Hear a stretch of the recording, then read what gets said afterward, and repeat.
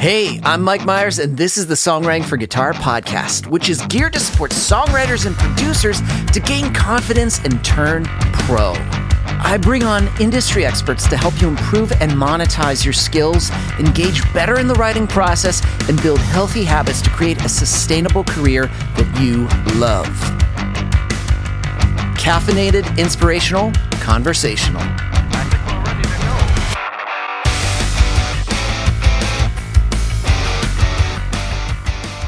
Hey, what's up, friends? Mike Meiers here with the Songwriting for Guitar podcast, episode 107, 3 tips for songwriting progress. Now, in episode 105 and 106, we talked about putting in the work and why it's so important. Now, the next step is actually implementation, going ahead.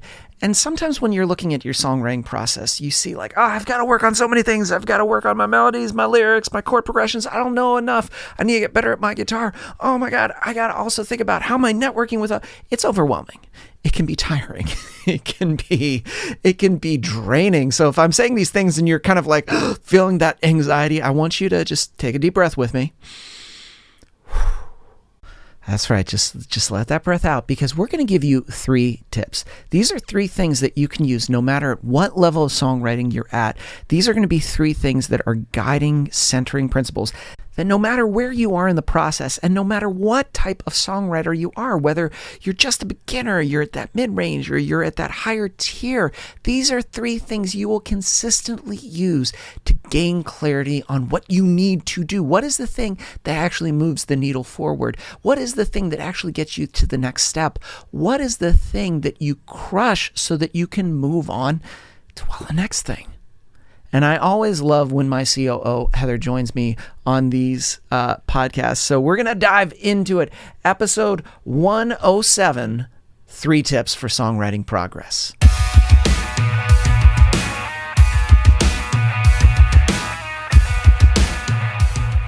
The pollen in the air today is on high. So if I sneeze during this episode, please excuse me in advance. Or we can edit it, or keep it in for authenticity. Keep it in. I'm all about being authentic. All these podcasts editing the sneezes, you know that there's way more sneezes in these podcasts. I'm for authentic sneezes, not placed sneezes. I know more people have allergies than this. Well, we are going to talk about some amazing things, Heather. Amazing things. Some amazing things, because these things can really get you your desired outcome. And we've just come off of the streak of do the work. So if you're listening to this episode, hopefully you've listened to the first 2 episodes that I did with Josh about do the work. Okay, it's great to understand I need to do the work, but how the hell what do I do to make this happen? And how do I know that I'm putting in the work? What steps should I be taking? We're going to go through these and we're going to explain why these are important. Yes. And we're going to keep it simple today, because a lot of the time when you're not doing the work, it's because you're pretty overwhelmed. And there's a lot of people telling you to do a lot of different things. And I'm sorry, a lot of people are telling you to do the wrong thing. So we're just going to keep it to 3 things. I like that little side note. And it's true, because there's a lot of misinformation. Whether well-meaning or not well-meaning, people it looks Instagrammable and it sounds great, but there's very little to back up why that matters or if that actually does anything. It gets attention. And then it causes people to do things out of order, or to cause things that actually don't move the needle and don't really matter. And then they get frustrated and then they go, well, I guess I can't do this, which is silly. So we're going to simplify. And the first one is actually simplifying and getting very specific. See the setup to that. Simplify. Look at that. And when I mean simplify, okay, so let's say you want to do some form of writing, songwriting. That's great. Do you mean for a publisher? Do you mean for an artist? Do you mean for sync? You can't do all 3 of those things well at the same time. You're going to have to really focus in and pick a specific one that you want to get better. So let's say, for the sake of this, you just want to work on your artistry. You want to develop your craft as a songwriter and your voice because you want to be the artist. Beautiful. That's amazing. Okay, so let's get even more specific. What do you mean by that? Well, I want to have an album. Okay, that's great. How many songs? I'd love to have 5 songs. Beautiful. How many songs do you have right now? 0.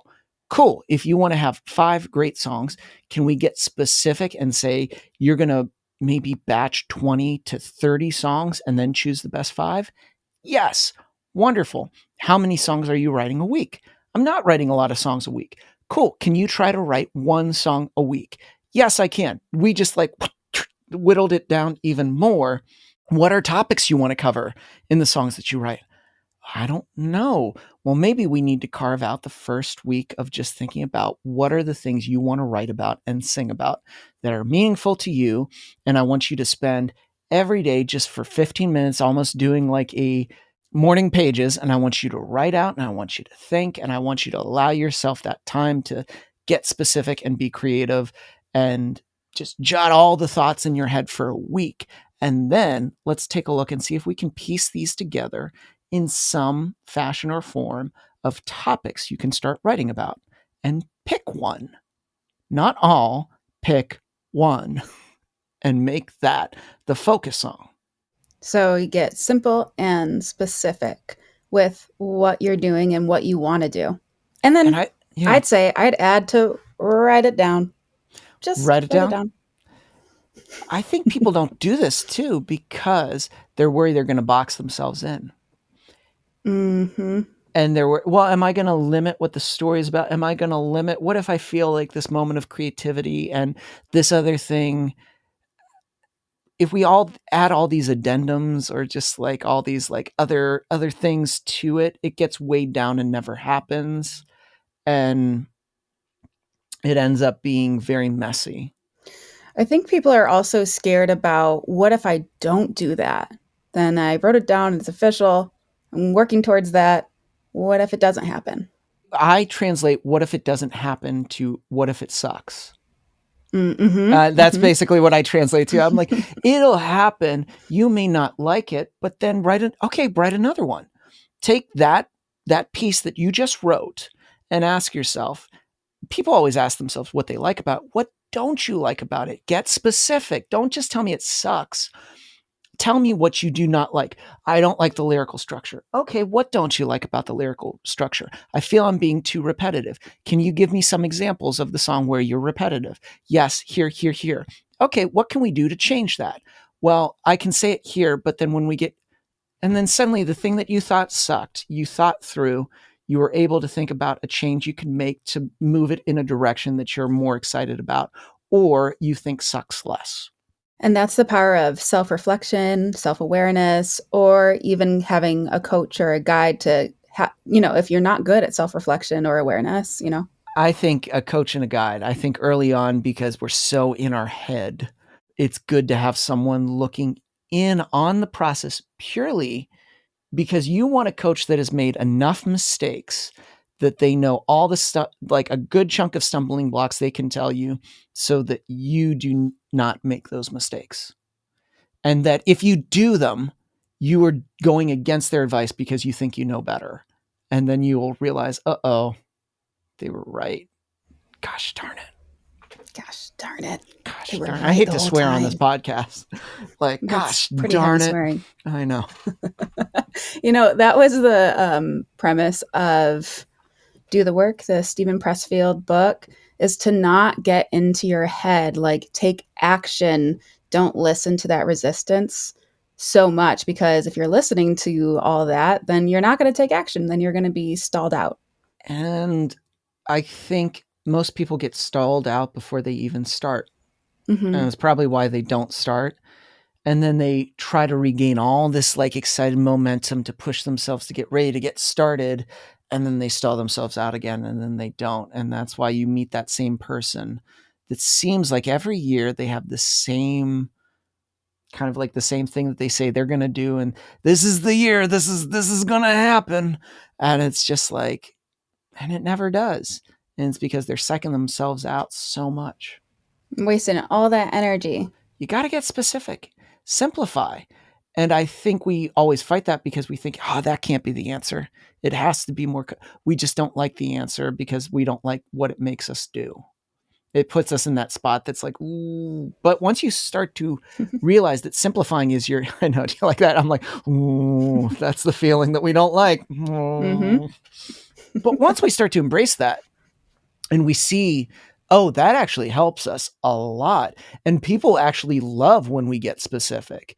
That a person that you meet that you could be a potential co-writer loves that that's one of your skills is you get specific. You ask those questions, not only to yourself, but to them, which forces them to get clearer on what they're trying to write. And they enjoy being around you because you're not going to let them fall through the cracks or just get away with maybe having a co-write that could be a little bit more well-guided and more focused.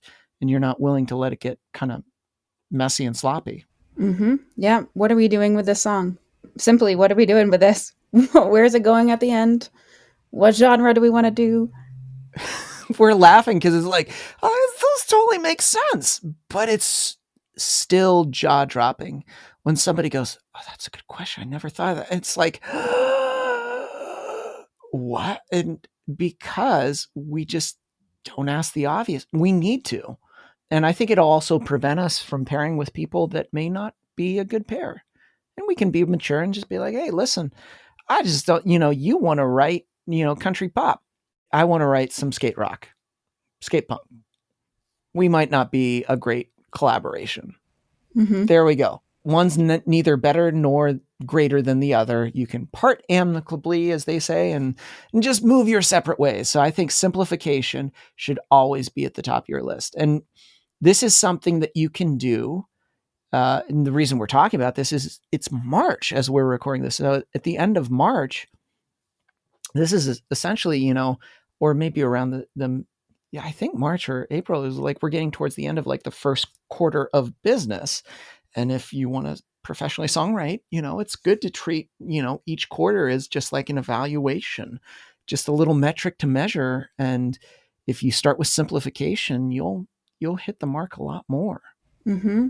And you had a really great point. And if you know what you want to do and your co-writer knows what they want to do and it doesn't mash up or Mm-hmm. line up, that goes right into that second point that do you use your time and energy wisely? The steward of time. Are you a steward of your time? Steward of your time, sir. You're using it wisely. Yeah. So it's just like, it's a disservice to them if they don't want to do what you do and you don't want to do what they do. Why would you waste time trying to write a song? Because neither of you are going to be happy with what you get. You could still hang out. You can still, me on Zoom, you can go get a coffee, For you can sure. go get a drink, you can hang out. I have lots of friends that I love that we're not in the same camp of what we want to write. Or they do a thing that I do, and it's kind of silly if we're sitting there both doing the same thing, and all these other areas of the song that need attention, no one's doing. That's just like, that's awful. It's like, building a house and all the contractors you hire are all painters. It's just a whole bunch of people just sitting around being like, well, the foundation? No, I don't know. I'm No, not saying don't all own a nail painters gun. talk like that. All painters talk like this. But it's also the time that you have. And I really thought a lot about this one element, because I think one objection I get to people either starting songwriting, committing to it, pushing themselves is because they say, I don't have enough time. And it's not that they don't have enough time. They're just not using the time they currently have really well. So if you have a full-time job, which I did in a past life, I did marketing from 11 to 2:30ish, and then from 3 until usually 9 p.m. it was straight teaching, straight through. Okay, so that means that the window that I had to write was either morning, very early morning, or very late in the evening. So I had to make it work. And so I had to choose the time, and usually it was late evening. And I had to really make sure that it was clear on what we were going to do, because the window I had for energy was very minimal, if that. But I'd paired myself through mistakes and learning. I paired myself with the right people so that when we sat down, we did get a song and it was moving in the right direction. We felt good about it and we knew what the next steps were because we were clear and we were talking before we met. We were sharing ideas so that if we met very early in the morning or late at night, we already had a plan in place.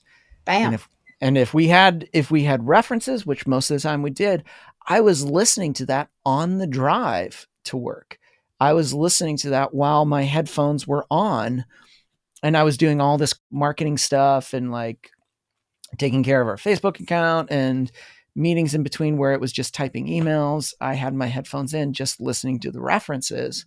If I had a couple moments between, if a student didn't show up, which occasionally happened, I would pull up the reference, grab my guitar and start playing through the reference and being like, oh, just reminding myself, just making sure I was super familiar so that my role, I was clear when we sat down and I could lead it in a way that was efficient and not like I was stumbling around in that moment. Oh, let me listen to the reference again. So that when I suddenly had more time and I had the ability and I was able to listen to things more at my leisure and do it at an hour that was acceptable and write songs at an acceptable hour, I was able to do it really well because I was able to do it really well in the awkward moments or those small moments of time. And I bet you felt really good after that because what I didn't hear you say was if a student showed up, I would just scroll through social media. I would waste a half hour. I mean, like, I'm here, so I can't do Yeah. anything else. You're like very resourceful. That's a great technique. It comes down to how bad do you really want to do it? And for me, I was like, I want to, I enjoyed what I did for a time, but after a while, it just like I could tell I was phoning it in and I was just getting really exhausted. And I was like, I don't want to do this. So I'm going to find every possible moment I can utilize to advance where I want to go. And I think it's so easy for us to we don't even realize it. We pick up our phone, we look at something, and we scroll. And before you knew it, we wasted 20 minutes, 25 minutes. Well, nothing really would have gotten it. It's an excuse. And Hmm. I'm not saying do not take care of yourself.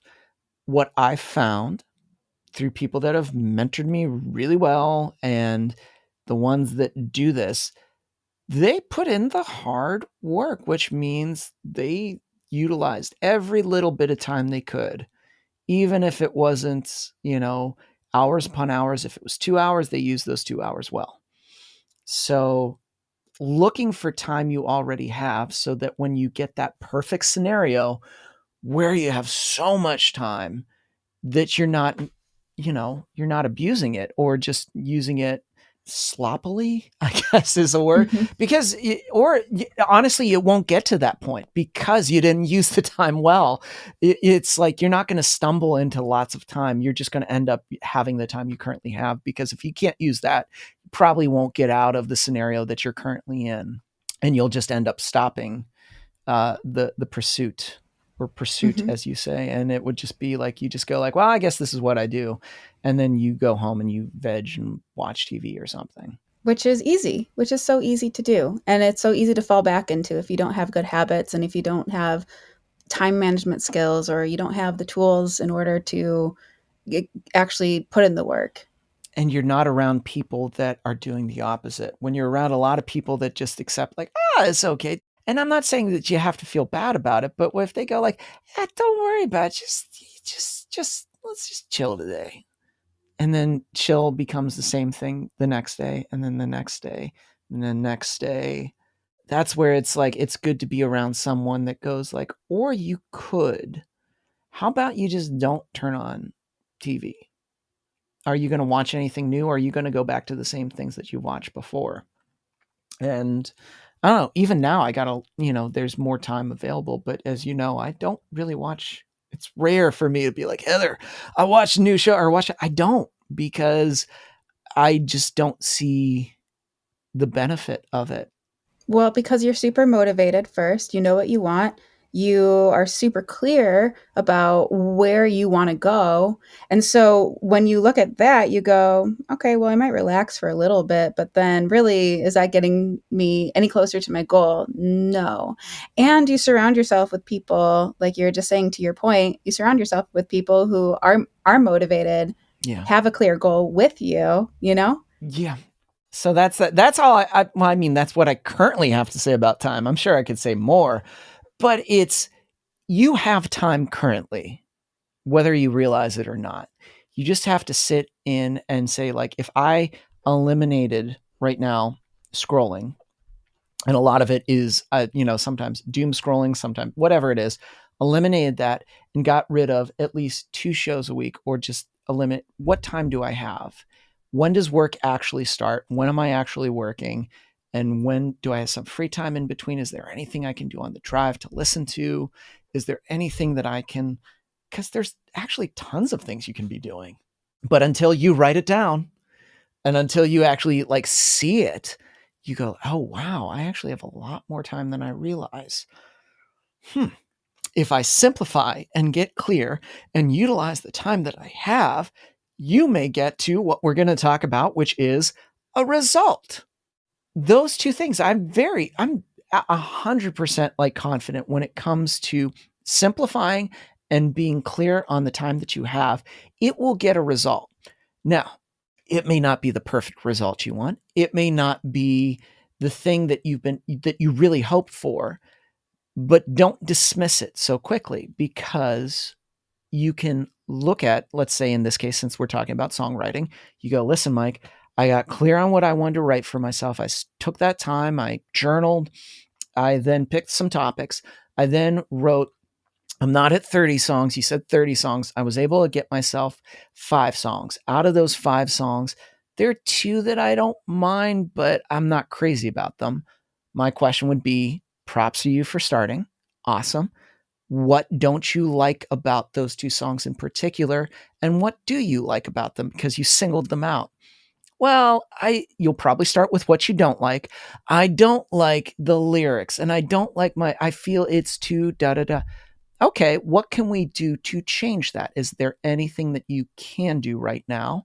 Or do you like the concept and some of the melody? And would it be easier to just build and start fresh, but take that same concept and that melody and build something new?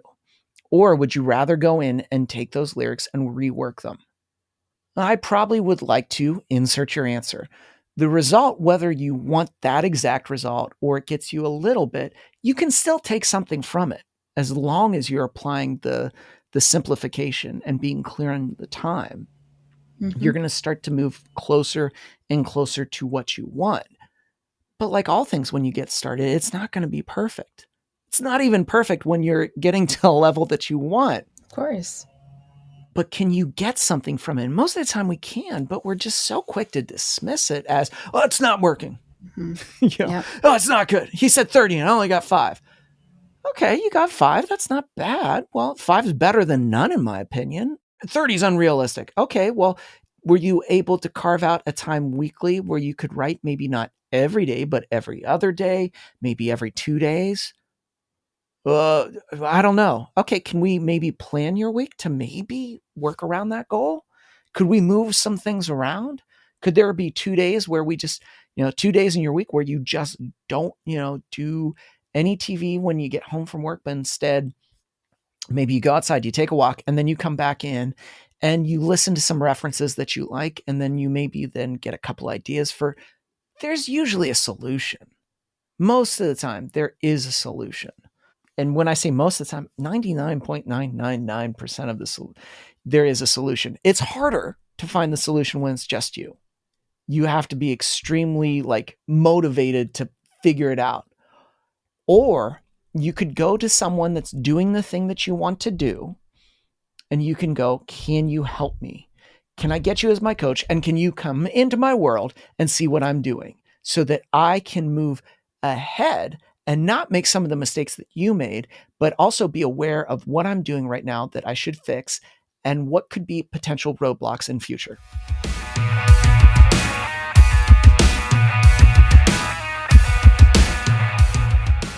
I have to be honest, there is one thing that's super frustrating for me. And that's when I see a songwriter waste thousands upon thousands of dollars on a song or songs that are not ready to be produced, that still need things changed. The chord progressions, the melodies, some of the lyrical tweaks need changed. And have they just spent some time getting the appropriate amount of feedback and implementing those changes? Those songs could have been way better, and more importantly, they could have written maybe one or two more that would have crushed it, so when they moved on production, it would have been easy. Listen, spending thousands of dollars on really good production is not going to fix a bad song. And I mean that with the most love. You need feedback. You need to know what's working for your song and what's working against it so you can make those changes, so you can go and crush it. That's why I want you to go to songwritingforguitar.com and then click Song Critique and book a critique with Josh or Madeline. Get that feedback so that you can start implementing it. Also, write some more songs. Take that feedback and write even better songs so that when you walk into that studio, you can feel super confident that you have done everything to make the song kick ass, so that everything that you're investing, all your time, your money, your energy, your resources, you can go into this world and this songwriting world freaking confident. So songwritingforguitar.com and book your critique today.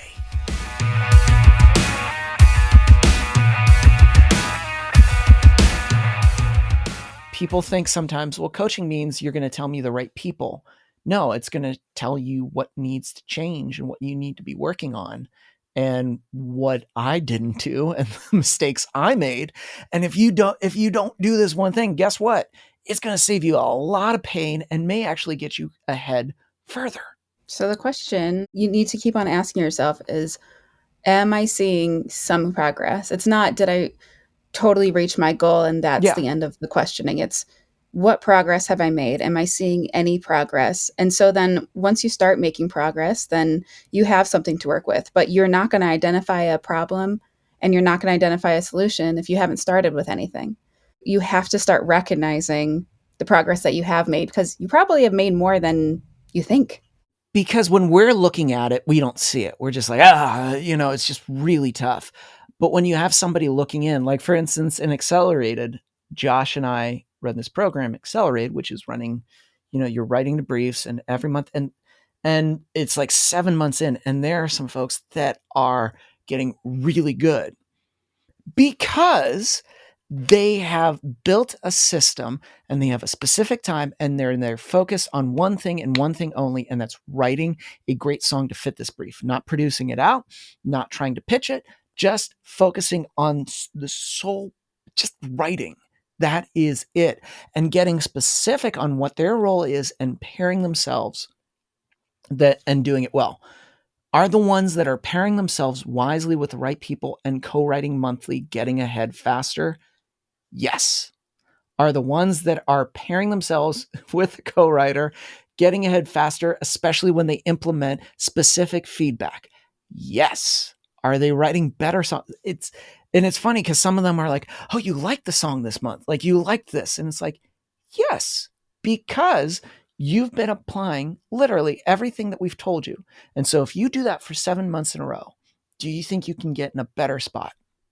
Yeah. Then it suddenly makes sense. But they're so in the process. Sometimes it can just be like, oh, I'm just doing the thing. You don't recognize it. What was that? Josh coined this term recently. I think it was poptimist. Oh, yeah. So yeah. Are you a pessimist or an optimist? And he'd rather you be right down the middle. He'd rather you be a little bit of an optimist and a little bit of a pessimist. So it's like the pessimist side of you is like, what's not working? Which means that you've already been problem solving, which already means that you've already been aware of what's going on. And then an optimist is, what am I doing right? What is the progress that I'm making? So I love that term, a poptimist. You have to be, because you can't live in a fantasy land that everything will be perfect, because it won't be. Because then you won't solve anything. That's the thing too. And the thing that you need to lean into, it has to be, you have to be willing to solve it. If you don't want it to be solved and you want it handed to you, you're not going to get anywhere. And that's usually where people drop off too, because they want it handed to them And when it's, well, that's not how it works. And that actually doesn't serve you because nothing will happen. Or you'll attract a lot of people that'll be like, well, could you get me that result? Can you help me? And then suddenly you're like, oh, I don't know how that worked. It was just given. But Mm-hmm. I always find it interesting to people that when it comes to like CEOs or people that start businesses that had a business and they lost, whatever million. And then they made it again because they were just like, oh yeah. And then I lost and then I started again. Now I'm not saying it's just like, that's what it's like in songwriting, but I just love that concept of, yeah, it didn't work and it fell apart, but I'm not worried about that. I can build it again. I'll probably build it better and it'll probably last long. That's how songwriting is. The one you write right now is your best song, but the best song that you're going to write will probably be the one tomorrow, the next day, and you'll be crazier about it. It'll be more exciting because you just keep on implementing. So if we were to recap, Recap. recap, Recap. is getting specific. You have to lean into getting specific. If you don't, you will be consumed by everything and you'll try to do everything and nothing will advance. You're not doing a disservice. You're not limiting yourself. You're actually helping yourself get to where you want to go quicker because you're really honing in. So get specific. Specific and simplify. Yeah. You're simplifying and it's just boiling down so that if somebody came to you and asked you, what are you doing right now?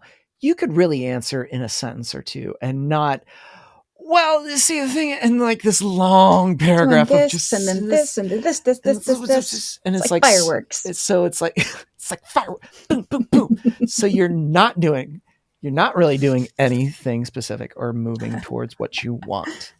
You're just keeping busy. Yeah, I hate that phrase, busy. I'm so busy. No. Okay, so let's move on to time management. Steward of time.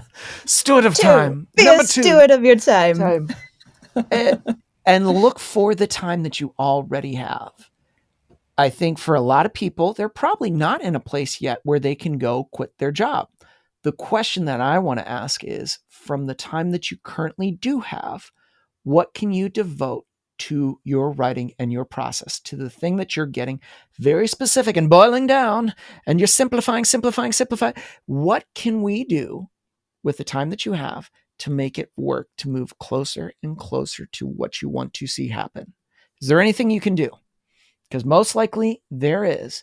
And if you start implementing that, you're also going to feel good. I don't think we mentioned that too. When you start dedicating just a little bit of that time, you feel really excited because you're like, yeah, it was 20 minutes, but I got a good chorus. Yes, it feels so much better to do that and get something done rather than just like scrolling and consuming content or just wandering around. Because we don't feel good. We're just like, I feel tired. Or it's just like we're looking at other people. They're like, oh, they're in a right now. Oh, that looks the fun. worst. Oh, they just released a single. They're really good. They got a placement. Oh, that's really good. I can't do It's that. just like, and so we just spent Rabbit time. hole. Yeah. And meanwhile, they probably post it, but then they moved on to do the other thing. Because what's not Instagrammable is them in between the thing doing the work late at night, and they're in their jammy jams, but they're still doing the work because they know once they're done, they're going to be exhausted. They're going to go to bed. That's not Instagrammable. So you caught them on a grammable moment. There's lots of ungrammable moments. Oh, I like the lingo. A grammable moment. It's a grammable moment. I'm trying to like trademark that. It's a grammable moment. And there's a lot of stuff that isn't because it's just work. But that's the importance of looking in on the time that you have. And I always say when someone goes, oh, I don't have a time. No. We sit down, we look, and I'm like, see, there's like 5 pockets of time you could be utilizing right now. So looking for that time. And then finally, the result. Are you getting a result? Are you moving slowly? Because it probably will be slowly at first in the direction of what you want. Because most likely you are. It may not be the perfect result, but there's absolutely something you can take away to help improve so that as you continue to get specific and simplify, and you are using your time wisely, your results get better and better. I can say that with certainty because The productions I built out at the beginning were awful. They were terrible because I was trying to do everything in so many different genres. But once I simplified and got specific and used my time well to focus in, I was able to dial in instrumentation a lot better. I was able to build out arrangements a lot better. And suddenly it got to a level where it was able to pass on to a mixer, and then he could mix it, and he didn't have to add extra stuff to like amp it up. But that was after refining and, looking in and looking at the result. Am I happy? You know what? I probably need to get less busy in this. Okay, there we go. I probably need to add more layers. I could look and know what area needed fixing. Mm-hmm. So the result still gave me something that I could use, whether it be eventually pitchable, or I could use it to improve what I was doing to make it better. Yep. It's so important because I think everybody wants to make it more complicated. Because if they make it complicated, they won't feel so bad if they don't have the time to do it. Yeah, and if they don't reach, that's such a good point. If you make it so complex and so out of the realm of possibility for you, it's like easy just to say, "Oh well, I didn't do it," because it's just like too hard. Once I have more time, once I have, and then Yeah. I'm like, oh, then it won't, because you never will. Hit the lottery and Yeah. magically, yeah. But even then, you won't know how to use it because you still have, you didn't even know what to do with the small little amount that you had, Hmm. and that sucks. But that's how it goes. So you need a little bravery, a little bit of bravery to be like, you know what? Maybe I am complicating this. What do I actually need to do? Who do I actually need to reach out to? Do I need to put myself out there? This is a wholehearted Yes. yes. This is a yes. This is a coming to the realization though, It's what do you really want to do this? Are you motivated to do this? Is this exciting to you? Are you willing to put in the work, and what does that take? Is it that complicated, or do you just really need to do a few things and just get your butt moving? And this is what I wanted to say to the group that may be listening, that go almost that realization moment of, I've been wasting my time. Do not look at what you've wasted. Just realize that you have the epiphany and like oh, I need to start doing this. Do not reflect on, well, here's all this time I wasted. And bam, that's progress in itself. Exactly. One thing that I'm aware of, because I saw that so much when teaching guitar, I would have a ton of people that on the outside had very successful corporate jobs, that were doing very well, that had corporate cars, that were living in really good places. And their story would talk about, I started to do this thing and I stopped, and I need to start this again. And they're in their mid, kind of that midlife of, I wonder what would have happened if I had started. And it was like, oh, wow. And That sounds so terrible. it is. I'm not saying feel bad and look at all these people that have, successful corporate jobs that hate their life. But if you want to entertain the idea of doing this for a living and seeing where it goes, you have to start and build a system. And if you can start with these three things, you have the best chance of getting there. Do it now. Do it now. You have to start doing this now and actually make the commitment to it. Because if you don't, you never will. And then I hate to think about people that towards the end go like, man, wonder what would have happened had I just done XYZ. Or, because I'm not going to sit there at the end of my life and be, man, I watched all the seasons of Gilmore Girls several times. What a memorable season. Yeah. I just pulled that out. I've never watched an episode, but I know there's Yeah, a lot. it's There's good. many episodes. It's good. You're missing. And this is where I used to watch that all the time in high school. but you get the I idea liked where it. I'm like, I'm not saying that you can't always watch, but is that the best use, especially if you have that, like, you want to, and your time is limited and you feel like you're spinning your wheels. If you start with the two things, you will get the result that we're saying, a result that you can start to utilize and move in a direction. I'll just keep on propelling you forward. It does. It is very much like a snowball effect where it keeps on Mhm. propelling. And then, It's awesome. I don't know, then you suddenly are like, oh, wow, I get to do this a little bit more.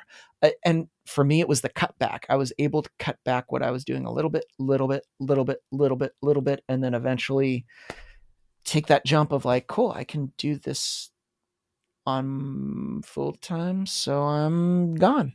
And no more kids sneezing on keyboards. No. No more. No, And no it's full more. circle. They had allergies, Mike. It's not their fault. So, you know what? There are some kids that did have year-round perpetual Yeah. allergies and just sneezing on keyboards. Or I think the best was one coughed in my face. Oh, no. I remember Reese, I was showing him a chord and I was like, you put your fingers, and I was just like, I tasted that cough and I am now, tasted it. and I am, no. I now have whatever you have. So gaining insight in this podcast on 3 things, and also to why I was sick all the time.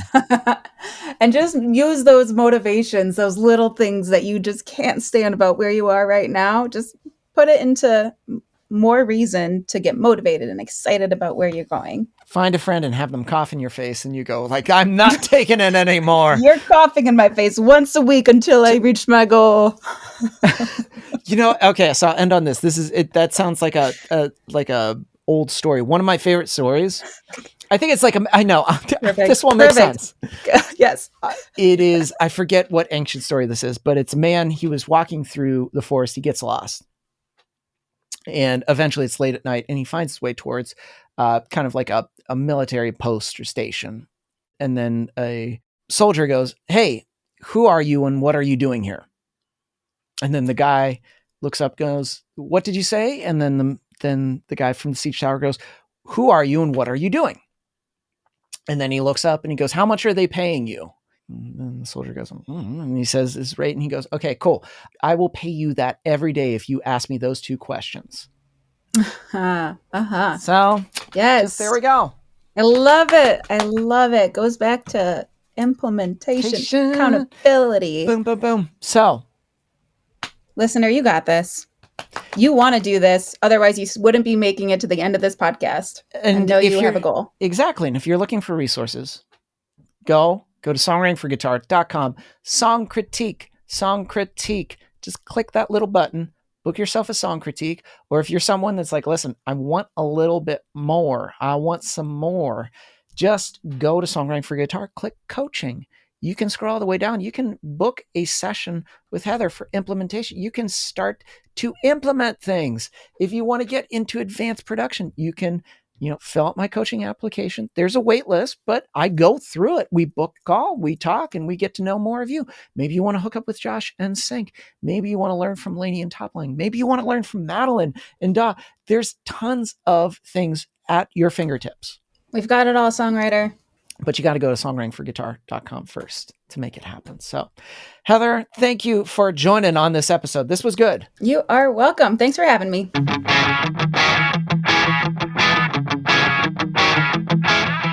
All right, and that does it for this week's episode. It was edited and produced by Chris Fafalius. I'm Mike Meiers. Thanks for listening.